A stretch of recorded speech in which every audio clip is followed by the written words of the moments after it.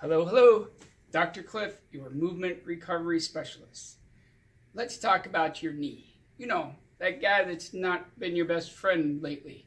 You've been off to the orthopedist and you're having a knee replacement in the next 1 or 2 months. What should you be doing beforehand to get ready? Well, the stronger and more limber your leg is before surgery, the quicker and hopefully the less painful your recovery will be afterwards. So today I'm going to show you 2 stretches and 4 exercises you can easily do at home to get ready and have the best chance of a great outcome. Stretch number 1 is going to be sitting in a chair with your leg out straight. You can use a ottoman, another chair, a little stool. I have a stool here with a pillow. You just put it out here in front of you.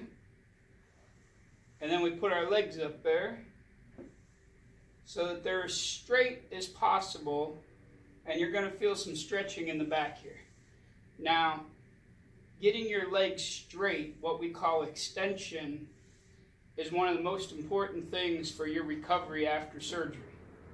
If your knee hasn't bent for a long time, or straightened completely, it's been bent for a long time, it might look more like this when you're doing this exercise or stretch.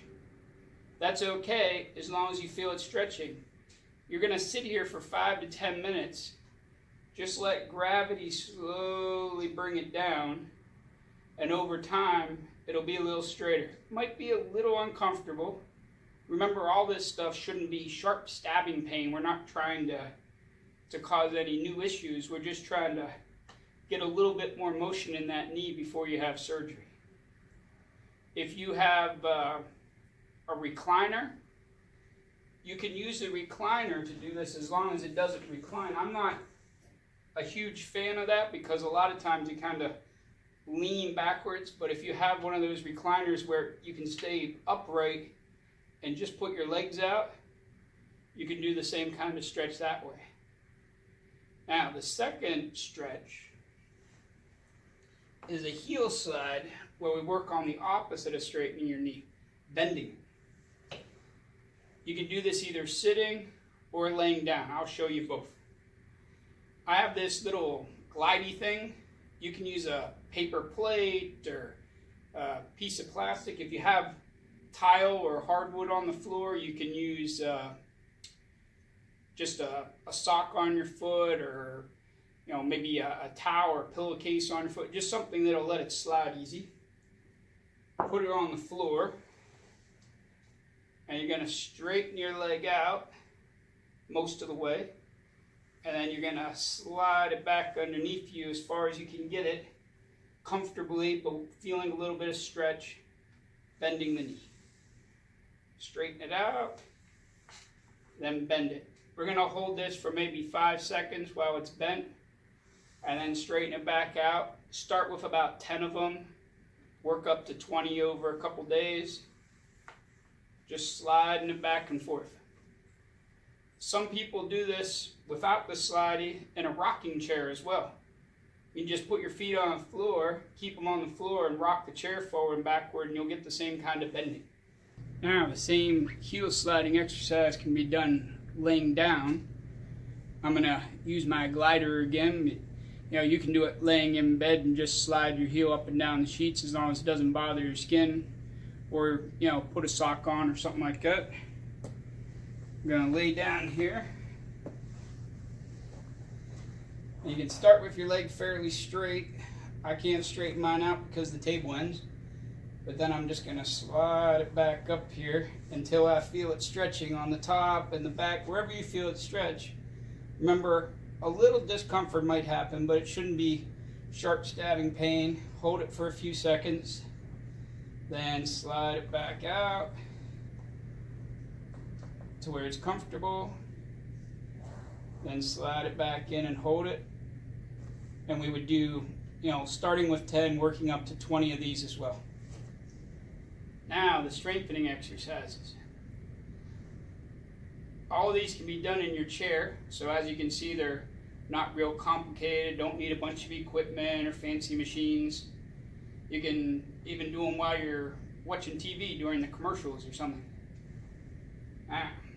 Sitting in the chair, we're going to work all these big muscles in the top of your leg and on the side. The stronger all these legs are at the top, the stronger these muscles are at the top of your leg and in your hip, the more easy your recovery is going to be afterwards. So we straighten both legs out, hold it for about 5 seconds. 1, 2, 3, 4, 5. And then we let the legs back down. That works all these muscles right in the front. I do both legs together so that I can get a little feedback about how high I'm lifting my leg. Let's say my right leg goes straight because my knee's okay over there.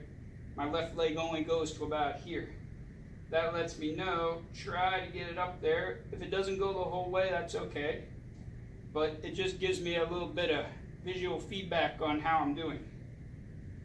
If you have a lot of back problems and it bothers your back to lift both legs, you can keep one foot on the floor and just lift the leg you're working on. That's fine.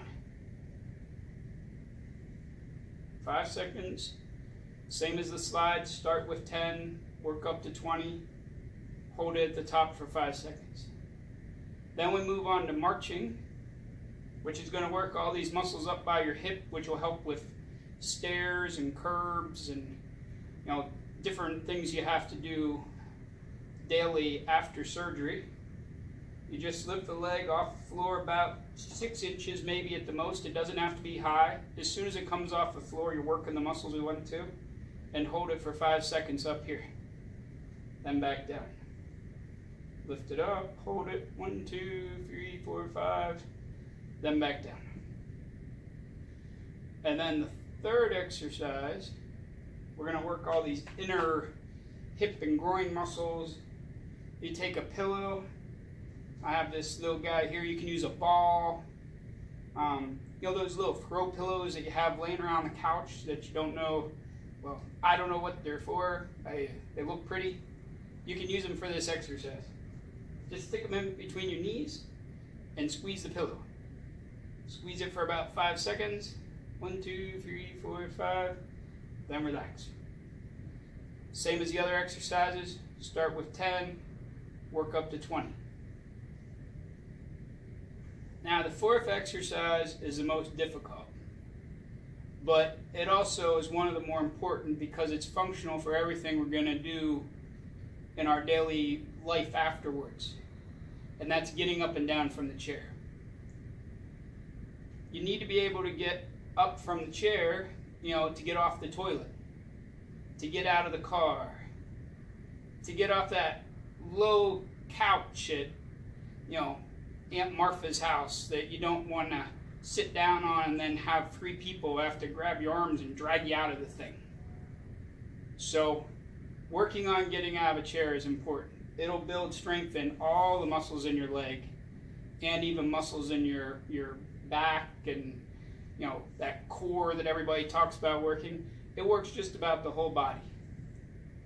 I've done a video just on getting out of a chair because it's a complicated, can be a complicated process even though it's fairly straightforward, right? You just stand up.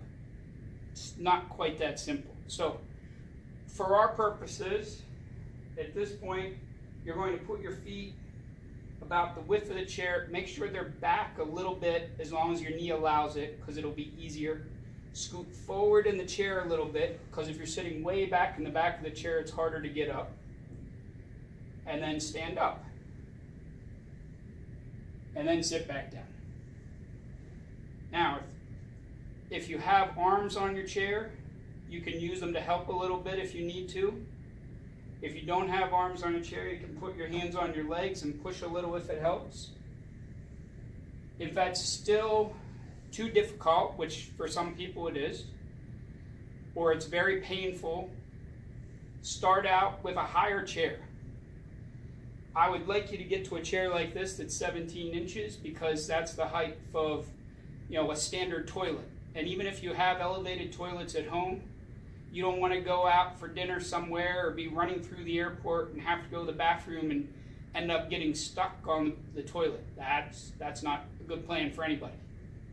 So, if this is too low to start, take your pillow we used in the last exercise, or maybe something a little firmer like a book, and put it on the chair. Then just sit on that. This makes me a few inches higher, so then it's easier to get up.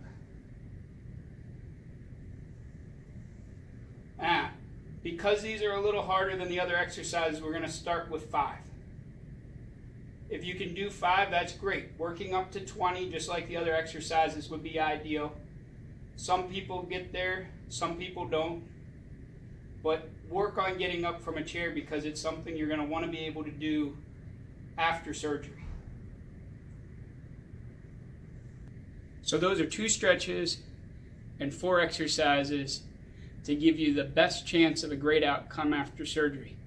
If you like this video and you aren't already a subscriber, don't forget to click the red button, probably over here somewhere at the bottom, to subscribe so you don't miss any of my other upcoming videos.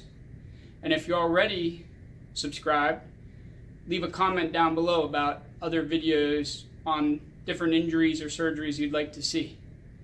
Also, don't miss my next video where I'm going to go over the most important things to do right after surgery to give you the quickest and best overall recovery. And remember, life is a strength sport, so get stronger and get living.